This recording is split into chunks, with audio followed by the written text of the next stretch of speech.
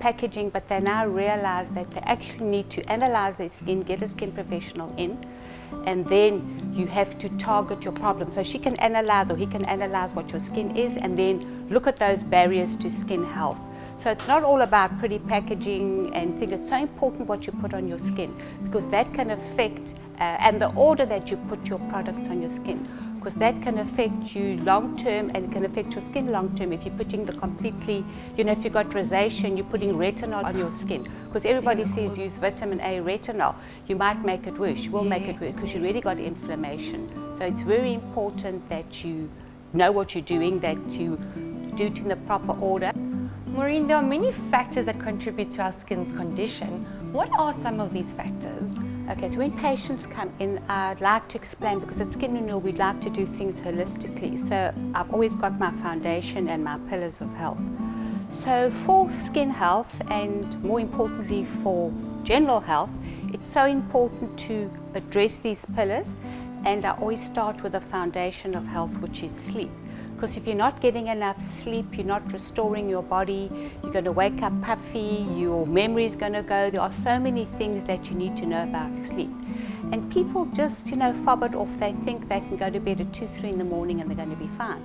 But what I've learned over time, and I've also been wearing a ring that measures your different stages of sleep, is that most of the sleep occurs before 12 o'clock at night. So 1 hour of sleep before 12 o'clock at night is worth 2 hours of sleep after 12 o'clock at night. And that you have no idea how that impacts everything. And then very importantly, I also tell my patients, because you need that deep sleep, that's when the body restores itself, the immune cells kick in, your hormones balance, your memory backs up. So many things happen, your natural killer cells kicking, and those are the ones that fight infection. So it's so important to get good sleep. And people think, oh yeah, they go to bed, take a sleeping tablet, and then that's fine. It doesn't work like that. You need to go through all those cycles of sleep. And the 2 restorative phases of sleep where the body regenerates is deep sleep, which is about 20% of your sleep, and then REM sleep, which is another 20%, which is, you know, should be the normal amount of time you're sleeping through the night. And very often those stages are interrupted by sleep disorders, so people don't even know they have a sleep disorder. So I tell my patients, if you snore, it's no joke. It really, everybody laughs when you ask them if they snore. I said, no, it's no joke, because that is the biggest cause of inflammation everywhere in the body, including skin, arteries, brain. You have no idea how much inflammation and stress that causes. So you can imagine if you're sleeping and someone takes a pillow, and every 30 times an hour you're putting the pillow on the person's face, and eventually the body reacts, because the body is very clever, we've evolved over years, and it puts you into a state of fight or flight. So I tell my patients, if you think you're stressed while you're awake, wait. If you've got a sleep disorder, you're going to be more stressed while you're sleeping. So that's why it's important for everything, for skin health, for brain health. And if you don't back up your memories, you start losing your short-term memory, you know. And I find a lot of patients with hypertension, when I hear they've got hypertension or diabetes, I ask them, how do you sleep? That's the first thing I do, you know, is how do I sleep? So very importantly, sleep. So that is the foundation of health. And then you get the pillars of health. And they're all important. So, you know, we have to talk about one first. So I talk about insulin, managing your sugar. Because if you don't manage your sugar, you get high glucose levels in the blood, and having high glucose and high insulin is just as bad as having high sugar. And that causes something called AGEs, advanced glycosylated end products, which is basically the gumming up and making your whole proteins like sticky proteins, which don't work properly. So so that's how they check for, you know, your stable levels, whether you're stable with your level of glucose. They do that glycosylated hemoglobin, because hemoglobin lasts 3 months. So they look at the attachment of glucose to hemoglobin to see how your blood sugar levels have been over the last 3 months. So it's so important, because that just breaks down collagen. You can imagine collagen everywhere, in your arteries, in your skin, in your organs, everywhere, okay? And then the next one would be stress management. And, you know, most people, like, I know sometimes myself included, I'm busy on my iPhone right till the end, reading mails, looking at WhatsApps, getting that blue light into your eyes, and that stops your melatonin from kicking in. Okay, so blue light from our tablets and phones are not good lasting at night. So what you should do is water your nightcap. Don't drink alcohol because that's going to affect your sleep. People think, no, but it makes me sleep. But you have no idea how it disrupts your sleep. So take water,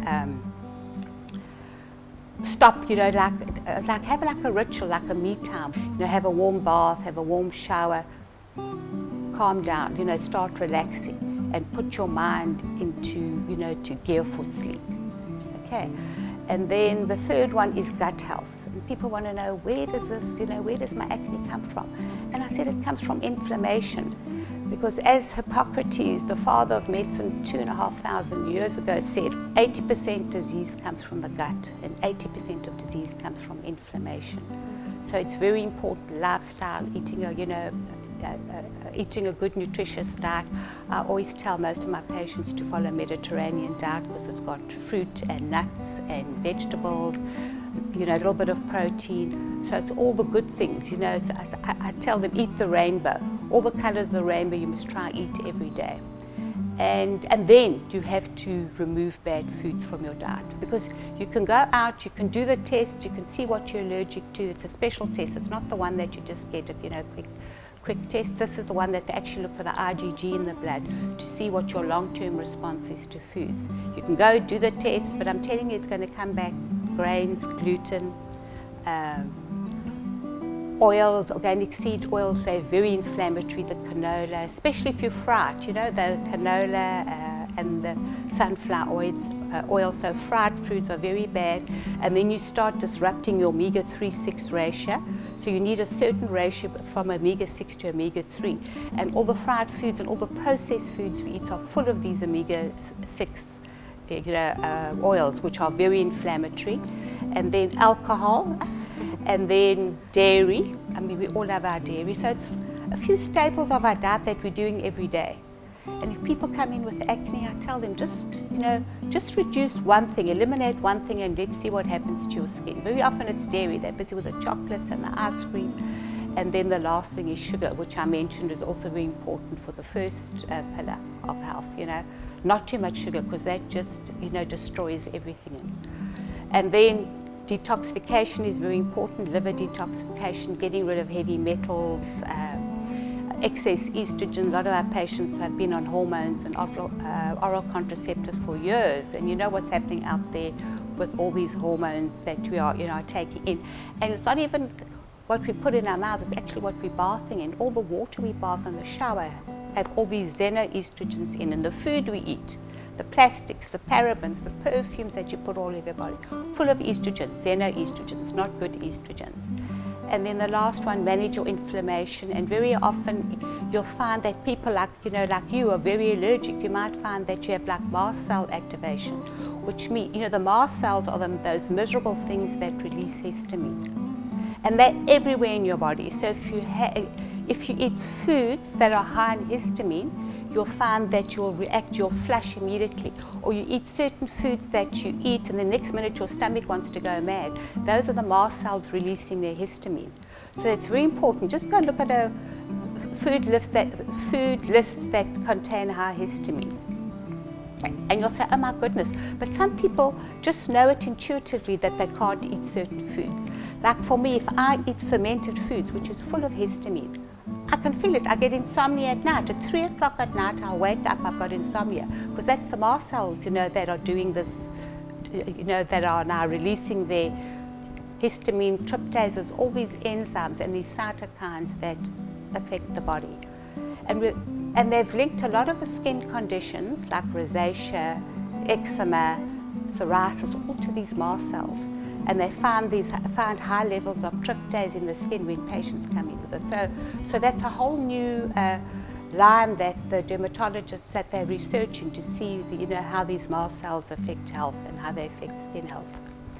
And then I mentioned the omega-3-6 ratio. So all of that together will help balance your hormones, will keep the inflammation low. So it's all small little steps. It's not just one thing you can do. And unfortunately, it's step by step and 100 little things that you can do to have good health.